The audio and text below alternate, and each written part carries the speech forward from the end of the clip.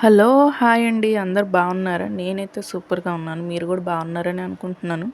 ఈరోజు మా వారిని మీకు నచ్చింది తెచ్చుకోండి, మీకు నచ్చినట్టు నేనొండి పెడతాను అని అనగానే, మా మా వారు తొందరగా బయటికెళ్ళిపోయి, చికెనో, మటనో తెస్తారనుకుంటే వంకాయలు తెచ్చారండి. సరే ఏం చేద్దాం అనుకునేసరికి మా వారొచ్చి, "నాకేమొద్దు, నాకు వంకాయ కారం చేసి పెట్టమ్ములు చాలు" అని అనేసారండి. అంత ప్రేమగా అడిగినప్పుడు మనం చేయకుండా ఉంటామా?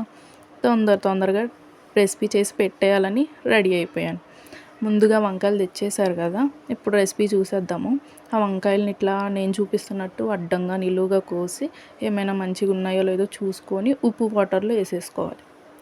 ఇప్పుడైతే ప్యాన్ పెట్టేసి ఆ ప్యాన్‌లో కొంచెం ఎక్కువ ఆయిల్ ఏసుకోవాలి. ఎందుకంటే మనం డీప్ ఫ్రై వంకాయని కారం గదా జేస్తుంది మనం. సో, ఆ కారానికి కొంచెం వంకాయ ఎక్కువ ఏగాలి గాబట్టి కొంచెం ఎక్కువ ఆయిల్ ఏసుకోవాలి. ఇదొక్కటి గుర్తుపెట్టుకోండి మంచిగా. ఎక్కువ ఆయిల్ ఏసుకొని కొంచెం హీట్ అయ్యాక ఆ వంకాయలుంటాయి గదా! ఆ వంకాయలు దాంట్లో ఒక్కొక్కటి వేసి లైట్‌గా మంట పెట్టి వేపుకుంటూ ఉండాలి. అటు ఇటు తిరగేస్తూ వేపుకుంటూ ఉండాలి. మా అమ్మగారైతే ఈ రెసిపీ చాలా చేస్తారసలు. నేను ఇంటి దగ్గర ఉన్నప్పుడైతే కావాలని మరీ చేయించుకొని తినేదాన్ని. మా అమ్మ గూడా చాలా చేస్తది. తన దగ్గర నుంచే నేను ఈ రెసిపీ నేర్చుకున్నాను. అసలు ఇట్లనే వంకాయ కొంచెం కలర్ చేంజ్ అయ్యాక ఇట్లనే రివర్స్ చేసేసుకోవాలి అన్ని కాయలు గూడా. వంకాయ కారం చేయాలంటే రెసిపీ అంతా అంటే టేస్ట్ అంతా కారంలోనే ఉంటదని మా అమ్మగారు అనేవాళ్ళెప్పుడు. సో, ఆ కారమే మనకి మంచిగా టేస్ట్ ఇచ్చేది. ఆ కారం మనం మంచిగా ప్రిపేర్ చేసుకున్నామంటే టేస్ట్ అంతా మంచిగుంటది. మా వారికైతే ఈ వంకాయ కారం చాలా ఇష్టం అసల. చాలా తింటారు. చేయించుకొని మరీ తింటారు పక్కనుండే. చేసినంత సేపు పక్కనే ఉండి ఇట్లా చేయి, అట్లా చేయి, అవునా ఇట్లా చేయాలా, అట్లా చేయాలా అని చాలా ఇంట్రెస్టింగ్‌గా అడిగేవాళ్ళు.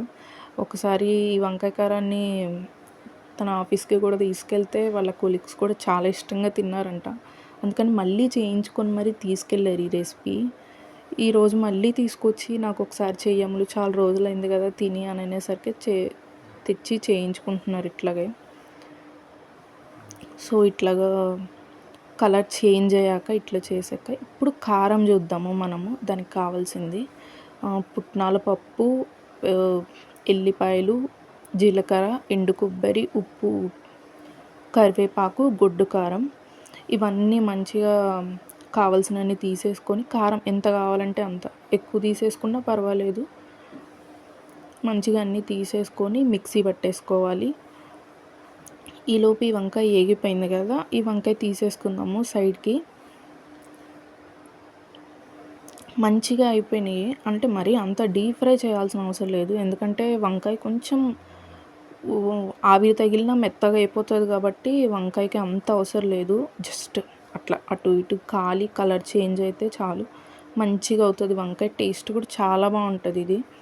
వంకాయ ఇట్లా చేసుకొని తింటే మాత్రం ఒక్కసారి ట్రై చేయండి మీరు. ఇట్లా వంకాయ కారంని ఎప్పుడూ రొటీన్‌గా వంకాయ టమాటా కూర, వంకాయ పచ్చడి ఇట్లనే కాదు, ఇట్లా వంకాయ కారం కూడా చాలా బాగుంటది.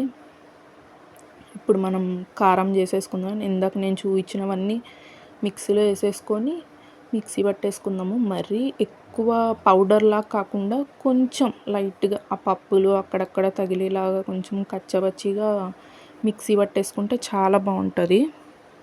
మరీ పౌడర్‌గా అయినా అంత టేస్ట్ అనిపించదు. ఇప్పుడు నేను చూపించాను కదా! ఇంకొకసారి మిక్సీ పట్టేసుకుంటే ఇప్పుడు నేను చూపిస్తున్నట్టు వస్తది. అట్లా చాలు.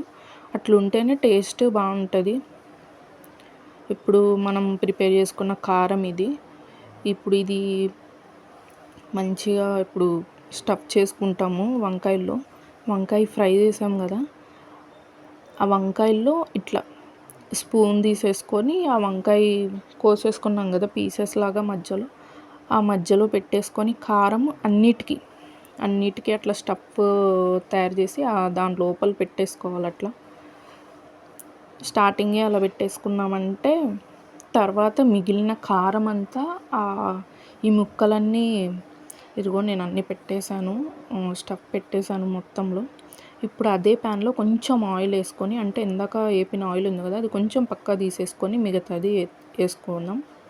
తాలింపు గింజలు ఎక్కువేసుకోండి. ఎందుకంటే ఆ పప్పులు ఎక్కువేసుకుంటేనే కారానికి అక్కడక్కడ తగులుతూ చాలా బావుంటదసలు టేస్ట్ అయితే. ఆ పప్పులు ఎక్కువేసుకుంటేనే టేస్ట్.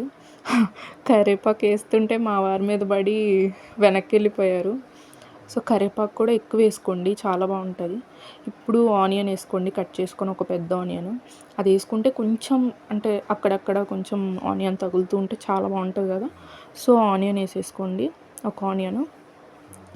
ఇట్లనే కొంచెం తాలింపులో కొంచెం మగ్గేలా చూసుకోండి.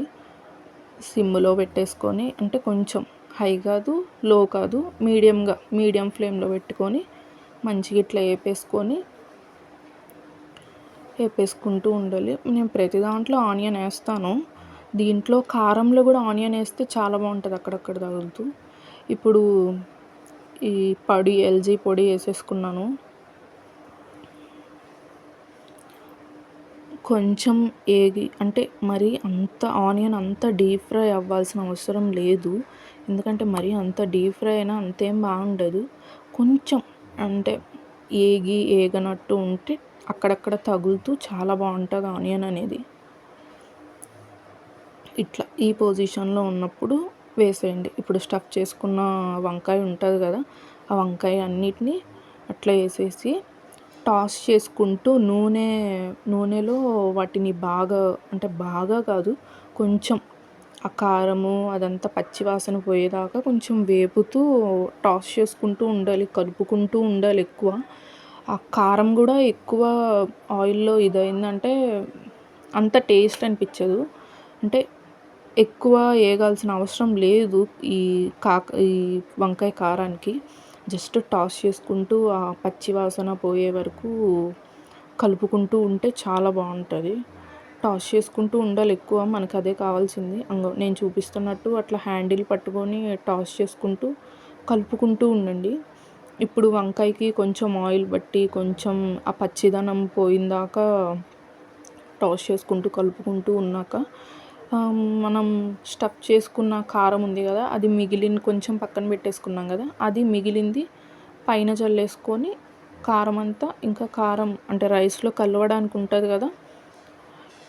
అట్లా కారమంతా అట్లా చల్లేసి నీట్‌గా ముక్కలన్నిటికీ పట్టేలాగా టాస్ చేసుకుంటూ, కలుపుకుంటూ ఉండాలి. అలాగే పెట్టేయకూడదు. ఇట్లా కలుపుకుంటూ ఉంటే టేస్ట్ చాలా బావుంటది. అసలు టేస్ట్ అంతా ఆ కారంలోనే ఉంటది. మనం కారం మంచిగా పట్టాము అంటే ఆహ్, ఆహ్, ఆల్మోస్ట్, అంటే ఆ రెసిపీ రెడీ అయిపోయినట్టే. ఆ వంకాయలకు కూడా మంచిగా ఆ కారం పట్టిచ్చేసామంటే చాలా చాలా బావుంటది. ఎందుకంటే ఆల్రెడీ మనం వంకాయని ఏపేసాం కాబట్టి అంత ఎక్కువ స్ట్రెస్ ఫీల్ అవ్వాల్సిన పని లేదు. ఎందుకంటే మనం అంత కారం పట్టిచ్చేసాక జస్ట్ ఆ కారం అంతా ఆ వంకాయకి పట్టిందాకా టాస్ చేసుకుంటే సరిపోద్ది. అసలు టేస్ట్ అంతా ఆ కారంలోనే ఉంటది మంచిగా. ఆ కారం మంచిగా ప్రిపేర్ అయిపోయిందంటే మనకి రెసిపీ రెడీ అయిపోయినట్టే. మంచిగా అదిగో అట్లా కారం చల్లుకుంటూ నీట్‌గా చేసేసుకున్నామంటే మాత్రం చాలా బావుంటది. ఇట్లా కలుపుకుంటూ, టాస్ చేసుకుంటూ ఉంటే మాత్రం ఈ రెసిపీ రెడీ అయిపోయినట్టే ఇంకా రెసిపీ. ఆ కారము, ఆ వంకాయ అసలు చూసారా ఎంత మెల్టింగ్‌గా ఉందో వంకాయ గూడా. నేను తీసుకుంది నూనె వంకాయ గాదు. అంటే నార్మల్ వంకాయ కాబట్టి అంత కలర్‌ఫుల్‌గా అనిపించట్లేదు. నార్మల్ కలర్‌గా ఉంది. అదే నూనె వంకాయ అయితే మాత్రం నల్లగా భలే బావుంటదసలు. కలర్ చూడ్డానికైనా, హ్మ్, దాంట్లో గ్రేవీ కర్రీ అయితే ఇంకా బావుంటది. మనకైతే ఇప్పుడు రెసిపీ రెడీ అయిపోయింది. నేనైతే వేడి వేడి అన్నంలో కారం ఏసేసుకొని మంచిగా తినేసాను. ఒక పట్టు పట్టేసానసలు. ఇప్పుడే రైస్ వండేసాను. వేడి వేడి అన్నంలో అలాగా ఆ కారం పెట్టేసుకొని, కలుపుకొని తింటుంటే అస్సలు చాలా బావుంటది. ఎప్పుడైనా నోటికి ఏదైనా తినాలనిపించినప్పుడు ఇట్లా వంకాయతో ఎప్పుడు కూర, పచ్చళ్ళు కాకుండా ఇట్లా కారం కూడా చేసుకొని తింటే చాలా బావుంటది. ఇట్లా రైస్‌లో మంచిగా కలుపుకొని